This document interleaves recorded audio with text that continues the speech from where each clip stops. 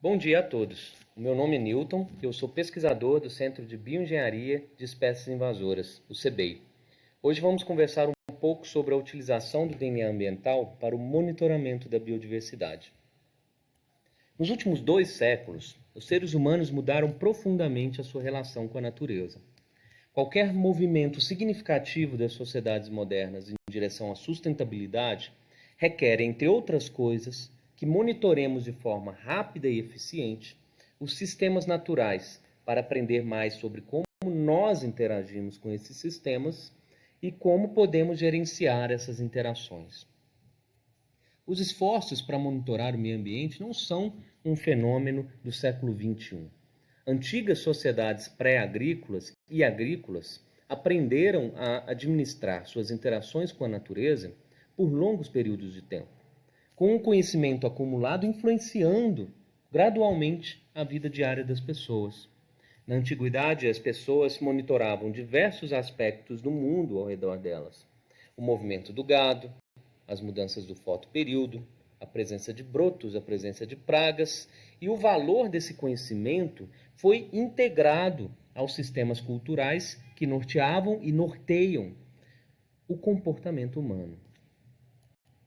Mais recentemente, várias mudanças, a maior parte delas associadas à industrialização e ao aumento do consumo material, complicaram a interação das sociedades industriais modernas com os sistemas naturais.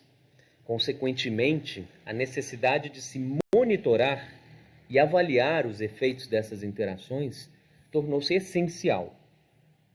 Ainda na década de 60, por exemplo, economistas começaram a olhar para a poluição atmosférica com outros olhos, enfatizando seus efeitos negativos, tais como aqueles associados com a liberação de contaminantes e que não eram levados em consideração nas transações econômicas. Em 1960, o economista Ronald Coase, que ganhou o Prêmio Nobel em 1991, sugeriu, dentre outras coisas, que as emissões devem ser monitoradas e manejadas como fatores de produção. A partir de então, as sociedades industriais desenvolveram métodos sofisticados de monitoramento dos sistemas naturais, possibilitando aos pesquisadores entender consideravelmente os efeitos das atividades humanas no meio ambiente. Esses esforços levaram as pessoas a pensar mais profundamente sobre o que significa para uma sociedade industrial manejar de forma sustentável as suas interações com o meio ambiente. O que gostaríamos de conservar e o que devemos mensurar, monitorar e manejar? Em outras palavras, o que as sociedades devem ser capazes de ver em seus esforços para interagir com sabedoria com os sistemas ecológicos, geofísicos e geoquímicos? É inquestionável que os recursos biológicos da Terra sejam vitais para o desenvolvimento econômico e social da humanidade. Dessa forma, a diversidade biológica é um ativo global de tremendo valor para gerações presentes e futuras. Ao mesmo tempo, como já mencionado, a ameaça às espécies e aos ecossistemas nunca foi tão grande como hoje. Em resposta a isso, o Programa das Nações Unidas para o Meio Ambiente reuniu em 1988 um grupo de trabalho de especialistas em diversidade biológica para explorar a necessidade de uma convenção internacional sobre diversidade biológica. Tempos depois, a Convenção sobre Diversidade Biológica foi aberta para assinaturas em 5 de junho de 1992, na Conferência das Nações Unidas sobre Meio Ambiente e Desenvolvimento, a famosa ECO 92, que aconteceu no Rio de Janeiro. Esse tratado é hoje o principal fórum mundial para questões relacionadas ao tema. Mais de 160 países já assinaram esse acordo, que entrou em vigor em 1993. Importante destacar que nesse tratado, mais especificamente no seu artigo 7, as partes se comprometem a identificar e monitorar a biodiversidade, assim como os processos que possam interferir na conservação da biodiversidade. Entretanto, o monitoramento abrangente da biodiversidade terrestre e aquática geralmente requer métodos muito caros que raramente podem ser implantados em grandes escalas espaciais ao longo de vários períodos de tempo, limitando muitas vezes a sua eficiência para a conservação da biodiversidade.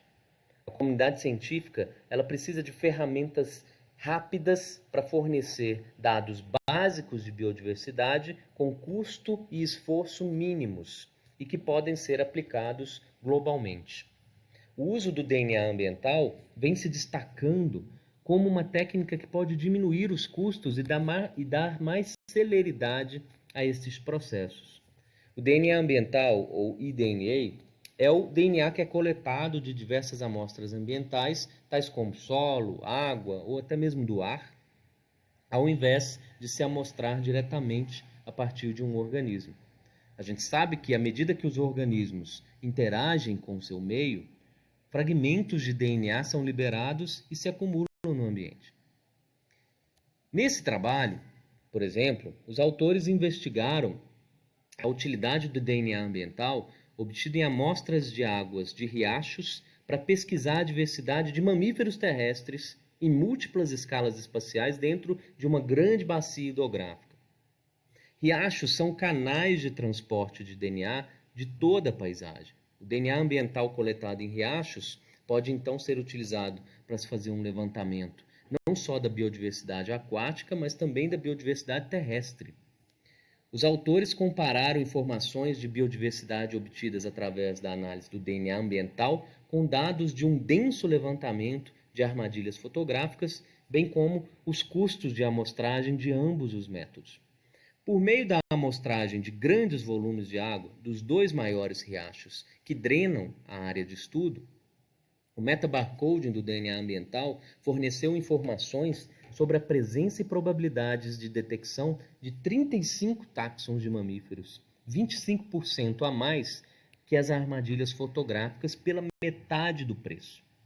Ou seja, esse é um método de baixo custo para o monitoramento em grande escala de mamíferos terrestres, que pode oferecer informações suficientes para resolver muitas questões relativas à conservação e ao monitoramento da biodiversidade. Nesse outro trabalho, os autores testaram o potencial das flores silvestres como uma nova fonte de DNA de artrópodes. Foi realizado o metabarcoding do DNA ambiental encontrado em flores de várias espécies de plantas diferentes, usando dois conjuntos de primers genéricos. Os resultados mostram que as espécies de artrópodes terrestres deixam vestígios de DNA nas flores com as quais interagem. Foi obtido DNA de pelo menos 135 espécies de artrópodes em 67 famílias e 14 ordens, juntas representando diversos grupos ecológicos, incluindo polinizadores, parasitoides, galhadores, predadores e espécies fitófagas. Essa nova fonte de DNA ambiental representa um vasto potencial para abordar questões fundamentais da pesquisa em ecologia.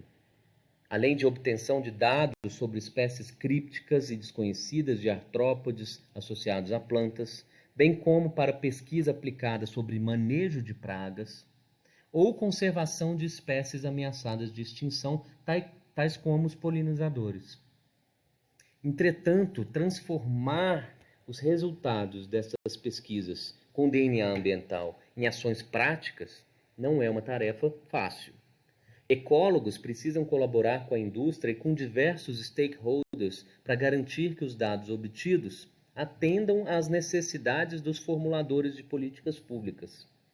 A Ilagas e colaboradores, em um artigo recente, observaram que o principal impedimento identificado para que isso ocorra é a necessidade de se ter protocolos padronizados para garantir a comparação de dados em escalas temporais e espaciais. A colaboração sustentada entre ecólogos e as diversas partes interessadas aumentará o consenso com relação aos objetivos, métodos e resultados da gestão ambiental.